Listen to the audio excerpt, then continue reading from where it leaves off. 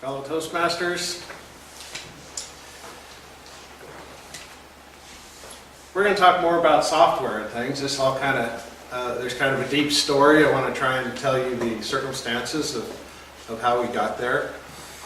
If I rewind back, basically in high school, I've always been a serial entrepreneur. And one thing that's kind of been like one of my limitations is I'm always a little afraid to deal with money. I've never been comfortable asking for the, never been able to get enough money for the value that I provided. So, I was 4 years into my corporate job coming out of college. And just as a side hustle thing that I did, I wrote some software for a local grease monkey. And that's like a Jiffy Lube thing. And it was like a nice piece of software and it went pretty good. But of course I wrote it for not enough money. It was like really cheap.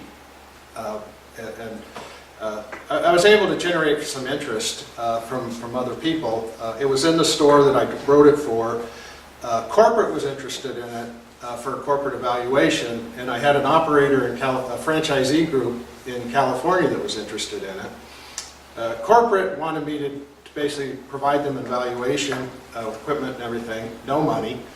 The local guy, I trained him that I would do stuff for like little or no money. And then the operators in California, they were paying the bill. Now, this was a side thing, so I didn't have time to do everything. And I kind of went through a lot of angst trying to decide like who would get my service and who wouldn't.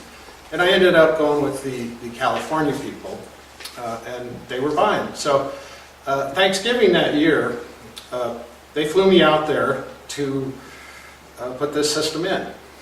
And so Thanksgiving Day, everything's kind of shut down. I'm in the store, and I put the equipment up, and I was one of the first people to ever put a local area network into the store, and I had workstations out in the bays. And so when I went to turn everything on, I turned on the first workstation, turned on, came with great. Turn on second workstation, worked great. Turn on third station, it dies. I kind of flip things around, fire up the bay one first, it'd be like 1 would work, 2 would work, 3 wouldn't work. And I couldn't get it. And here I am kind of in angst land.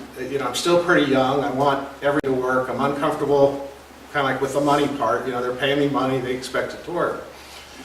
I wasn't able to get it to work, so I flew home and, just trying to stress out about how to get something done.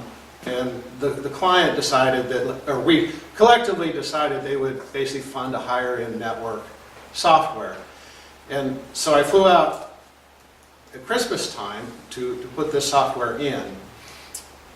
And this time I had to bring my wife because I couldn't leave her alone.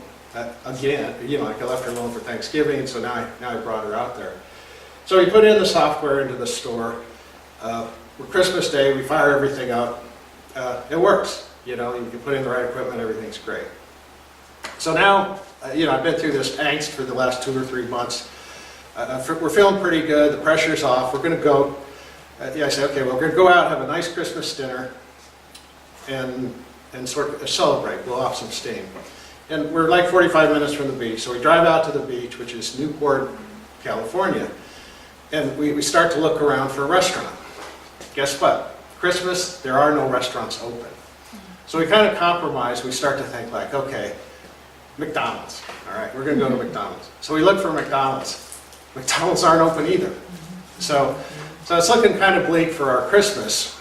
And I'm thinking like, okay, well now it's going to be a 7-Eleven Christmas. So from there we say, okay, well, let's go for a walk on the beach. And we're walking on the beach, and it's relatively sparse. There's very few people. And I kind of see this little family out there, and it's picturesque. This is like the most beautiful little family you've ever seen.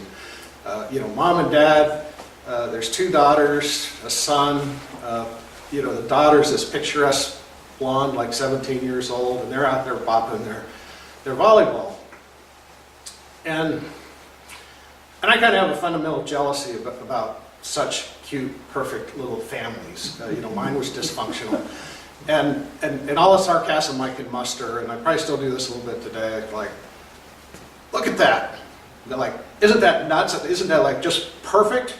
And my wife kind of like ducks down behind the wall and she goes, oh my God, that's my cousin. And I go, no, that's not your cousin. Come on, let's keep walking. And she, she still kind of peers up a little bit. She says, yeah, it's my cousin. And so we walk out there and we kind of exchange small talk. And there's a little bit of irony because the cousins don't live there. They live up in Monterey, California. So how did we end up there? So we're kind of saying, okay, and we kind of explain this crazy business about me putting in software. And they go like, well, what are you doing for Christmas? And we're kind of going like 7-Eleven. And they're going to like some of their aunts. They're going, they have plans with their family, for like a nice little meal. So they end up taking us to their aunt's house, and we have this like really beautiful little Christmas dinner from, like what was expected to be 7-Eleven. So that was really nice. So just to follow up, like the opportunities of these families and stuff, the statuesque the two girls living in Monterey or up that way, they both ended up working for Pixar. And so when we go to the movies, we always sit in the theater like late to watch the credits roll by because we're kind of we're hoping to see someone's name. And at one point, the girl, she was dating like a writer for Cars 2. And somehow out of that relationship, she ended up with a writer's credit on Cars 2. So I don't know the story behind that or how that ended up. I don't think she was really a writer per se, but somehow she got herself out. So in a nutshell, that was Christmas 1989. It was a great story. When I saw the family, a couple years ago. It was like the first thing we said to each other was like, "Oh my God, do you remember that time we were, saw each other on the beach?" So that was 1989 was a unique and special Christmas.